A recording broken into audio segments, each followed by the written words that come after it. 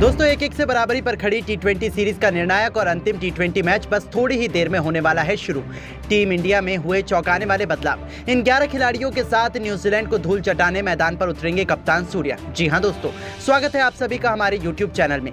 इस वीडियो में हम आपको बताने वाले हैं कि भारत और न्यूजीलैंड का तीसरा टी20 मुकाबला कब खेला जाएगा, कितने बजे से खेला जाएगा, तीसरे टी20 मैच के लिए टीम इंडिया कौन से 11 खतरनाक खिलाड़ियों के साथ मैदान पर उतरेगी, टीम इंडिया में कौन कौन से बड़े बदलाव हुए हैं, पूरी खबर इस वीडियो में हम आपको दिखाएंगे। लेकिन उससे पहले दोस्तों, अगर आप भी रोहित शर्मा को एक बेहतरीन कप्तान और खिलाड़ी मानते हो तो इस वीडियो को एक लाइक जरूर कीजिएगा और कमेंट करके जरूर बताएं रोहित शर्मा और सूर्य कुमार यादव में कौन सबसे बेहतरीन कप्तान है।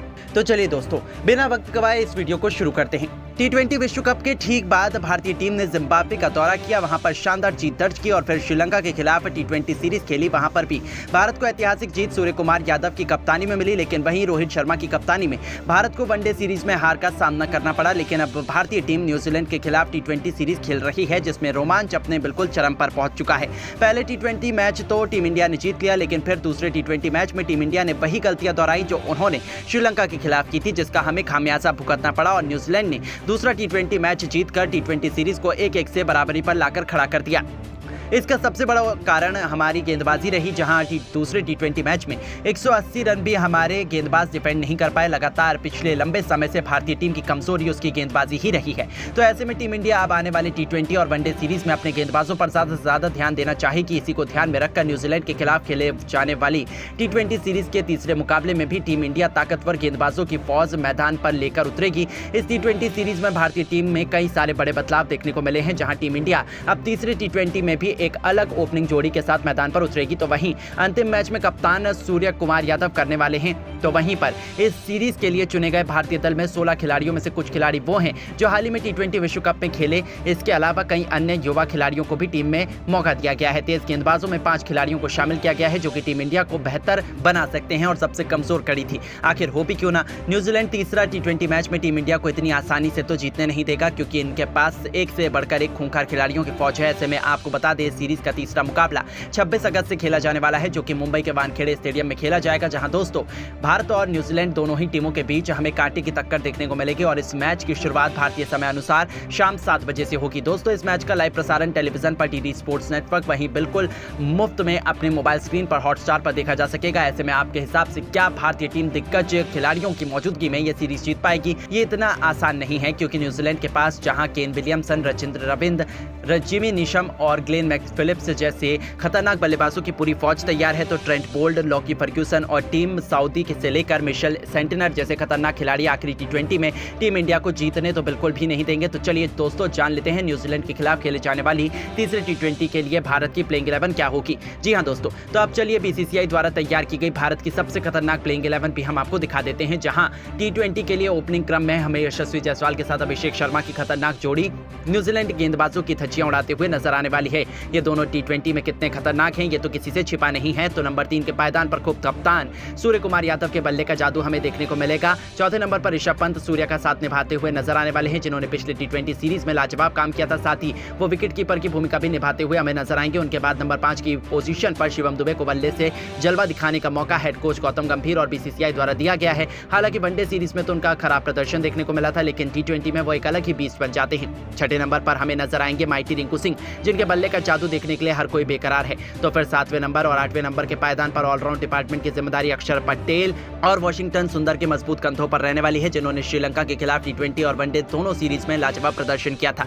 9वें पायदान पर स्पिन डिपार्टमेंट की जिम्मेदारी अपने कंधों पर उठाएंगे रवि बिश्नोई, जो भारत के फ्यूचर सुपरस्टार माने जाते हैं। तो फिर पेस डिपार्टमेंट में 10वें और 11वें नंबर पर मोहम्मद सिराज और अर्शदीप सिंह की जोड़ी कीवी बल्लेबाजों के लिए यमराज बनती हुई हमें नजर आने वाली है। तो दोस्तों, कैसी लगी न्यूजीलैंड के खिलाफ दूसरे टी20 के लिए ये प्लेइंग 11? अब आपको क्या लगता है कि इंडिया और न्यूजीलैंड में से कौन सी क्रिकेट टीम ये टी20 सीरीज अपने नाम कम पाएगी? अपनी कीमती राय हमें नीचे दिए गए कमेंट बॉक्स में जरूर दीजिएगा। दोस्तों, बांग्लादेश के खिलाफ सांसें रोक देने वाले तीसरे टी20 मुकाबले में भारतीय बल्लेबाजों ने रच दिया इतिहास। 255 रनों के लक्ष्य का पीछा करते हुए अभिषेक और संजू ने मचाया है हाहाकार। तो सूर्य के बल्ले की आंधी से सूखे पत्तों की तरह उड़ती हुई नजर आई बांग्लादेश की क्रिकेट टीम। तो आखिर किस खिलाड़ी ने ठोका है सबसे तेज शतक, किस खिलाड़ी ने बरसाए सबसे अधिक छक्के? उनके विस्फोटक बैटिंग से लेकर दिलों की धड़कन कई गुना बढ़ा देने वाले इस रोमांचक रोमांचक मुकाबले की पूरी हाईलाइट का वीडियो भी हम आपको दिखाने जा रहे हैं, तो हमारे साथ अंत तक बने रहे। लेकिन उससे पहले आपको क्या लगता है कि सूर्य, संजू और अभिषेक में से कौन सबसे खतरनाक टी20 खिलाड़ी है? अपनी राय हमें नीचे दिए गए कमेंट बॉक्स में जरूर दीजिएगा। दोस्तों, जैसा कि आप सभी तो जानते ही हैं कि श्रीलंका सीरीज की समाप्ति के बाद इंडिया बांग्लादेश के बीच 3 मैचों की रोमांचक टी20 सीरीज का शुभारंभ हो चुका है, जो 1-1 से बराबरी पर खड़ी थी। इस सीरीज का अंतिम और निर्णायक तीसरा टी20 मुकाबला आज मुंबई के वानखेड़े स्टेडियम में आयोजित किया गया, जहां इस मैच में रोमांच की सारी हदें पार हो गई। अंतिम ओवर तक मुकाबला पहुंच गया था, जिसकी अंतिम गेंद में भी ये बता पाना नामुमकिन था कि भारत बाजी मारेगा या फिर बांग्लादेश टीम इंडिया को झटका दे देगी। दरअसल दोस्तों, हुआ ये था कि यहां बांग्लादेश के कप्तान नजमुल हुसैन संतो ने टॉस जीतकर पहले बल्लेबाजी करने का फैसला चुना और यहां जब बांग्लादेश की टीम बल्लेबाजी करने के लिए उतरी तो हमेशा की तरह उनके लिए पारी की शुरुआत लिटन दास के साथ तंजीद हसन की खतरनाक जोड़ी मैदान में आई, जहां दोनों बल्लेबाजों से उम्मीदें तो यही लग रही थी कि पहले विकेट के लिए बड़ी साझेदारी देखने को मिल जाए। लेकिन दोस्तों, यहाँ पर तंजीद हसन के रूप में पहला बड़ा झटका बांग्लादेश की टीम को अर्शदीप ने दे दिया, जहां अब पहला बड़ा झटका लग जाने के बाद फिर बल्लेबाजी करने के लिए उतरे खुद कप्तान नजमुल संतो। जहां लिटन दास और संतो मिलकर साझेदारी को आगे बढ़ा पाते, उससे पहले ही लिटन को 7वें ओवर की दूसरी गेंद पर रियान पराग ने बोल्ड कर दिया और यहां लिटन 20 रन बनाकर ही आउट हो गए। अब ये 2 बड़े झटके लग जाने के बाद बांग्लादेश की टीम पूरी तरीके से लड़खड़ा जा चुकी थी। ऐसा लग रहा था कि आज के इस मुकाबले में बांग्लादेश की टीम ज्यादा से ज्यादा भारत के सामने 100 या 150 रन ही बना पाएगी। अब यहाँ दोस्तों, संतो और शाकिब अल हसन पर पूरा दारोमदार था अपनी टीम के लिए ज्यादा से ज्यादा रन बनाने का। लेकिन दोस्तों, यहां भारतीय गेंदबाजों को कहां पता था कि ये दोनों बल्लेबाज मिलकर आज अपनी टीम की किस्मत चमकाने वाले हैं। जी हां दोस्तों, हुआ ये कि संतो ने ताबड़तोड़ बल्लेबाजी अपने जैसी जारी रखी, उसी तरह का ढंग शाकिब ने भी दिखाया, जहां दोनों बल्लेबाजों ने मात्र 47 गेंदों में ही 82 रनों की साझेदारी कर डाली। इस दौरान विकेट चटकाना काफी ज्यादा अहम हो चुका था। तभी कप्तान सूर्या ने फैसला किया कि वो गेंदबाजी पर अपने सबसे बड़े मैच विनर अर्शदीप सिंह को लेकर आएंगे और 14वें ओवर की तीसरी गेंद पर अर्शदीप ने शाकिब के रूप में तीसरा बड़ा झटका बांग्लादेश की टीम को दे दिया, जो कि 53 रन बनाकर आउट हुए। और उनके आउट हो जाने के बाद फिर बल्लेबाजी करने के लिए उतरे महमदुल्लाह, वो कप्तान संतो के साथ मिलकर साझेदारी को आगे बढ़ाते हैं और अपनी टीम के स्कोर को 180 रन के पार ये दोनों बल्लेबाज लेकर पहुंचे। इस दौरान बांग्लादेश की टीम लगातार आगे बढ़ती चलती जा रही थी और दूसरी तरफ संतो का बल्ला रुकने का नाम नहीं ले रहा था। उन्होंने मात्र 36 गेंदों में ही भारत के खिलाफ 72 रन ठोक डाले थे। अब यहां से मैच पूरी तरह से फंस चुका था। तभी अर्शदीप ने आकर 17वें ओवर में संतो का विकेट गिराया, जो कि 74 रन बनाकर इस मुकाबले में आउट हुए और संतो का विकेट गिर जाने के बाद भारतीय टीम को चैन की सांस आई। लेकिन महमदुल्लाह ने साथी बल्लेबाजों के साथ मिलकर अपनी टीम को 220 के पार पहुंचाया। इस दौरान महमदुल्लाह ने जहां 53 रन बनाए और बांग्लादेश की टीम 20 ओवर में 5 विकेट के नुकसान पर भारत के खिलाफ 254 रन बनाने में कामयाब रही। और इस दौरान भारत के लिए सबसे ज्यादा 4 विकेट अर्शदीप सिंह के नाम रहे, तो वहीं 2 विकेट रियान पराग ने हासिल की। अब दोस्तों, बारी थी भारतीय बल्लेबाजों की इस मैदान पर कुछ चमत्कार कर दिखाने की।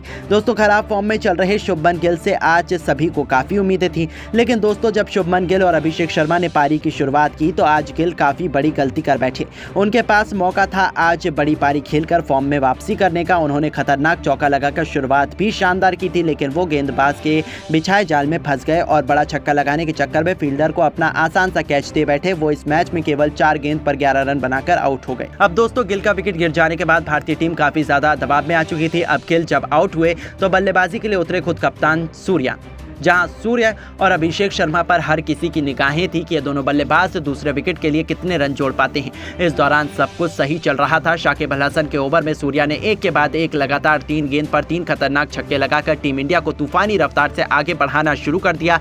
दूसरी तरफ अभिषेक शर्मा का बल्ला बोल रहा था। 6 ओवर में टीम इंडिया ने 68 रन बनाए, तो देखते ही देखते 8 ओवर में भारतीय पारी 90 रनों को पार कर खड़ी थी। देखते ही देखते इन दोनों खिलाड़ियों के बीच 100 रनों से अधिक की मजबूत पार्टनरशिप हो चुकी थी। दोनों तरफ से दोनों खिलाड़ी केवल चौके और छक्कों से ही बात कर रहे थे। इसी बीच कप्तान सूर्या ने अपना तूफानी अर्धशतक केवल 30 गेंदों में ठोक दिया, जो टीम इंडिया की जीत के लिए बेहद महत्वपूर्ण माना जा रहा था। इन दोनों ने भारत को मैच में मजबूत स्थिति में लाकर खड़ा कर दिया था। लेकिन दोस्तों, अभिषेक शर्मा भी अपनी साझेदारी को ज्यादा देर तक आगे तक नहीं बढ़ा पाए और 52 रन बनाकर वो आउट हुए। अब पूरी जिम्मेदारी भारत के 2 सबसे खतरनाक बल्लेबाज संजू सैमसन और सूर्य कुमार यादव के मजबूत कंधों पर आ चुकी थी मैच जीतने की। इनके अलावा कोई और बल्लेबाज भारतीय टीम को जिताने का दम नहीं रख पाता था। अब दोस्तों यहाँ संजू ने भी आते ही अपने विस्फोटक अंदाज में एक तरफ से बांग्लादेशी गेंदबाजों की बेरहमी से कुटाई करना शुरू कर दी। दोनों मिलकर साझेदारी को आगे बढ़ाते हुए अंतिम ओवर तक ले जाते हैं, जहां सबसे खास बात तो ये रही थी कि सूर्य कुमार यादव आज कमाल की लय में नजर आ रहे थे। उन्हें रोक पाना आज किसी भी गेंदबाज के बस की बात नहीं हो पा रही थी।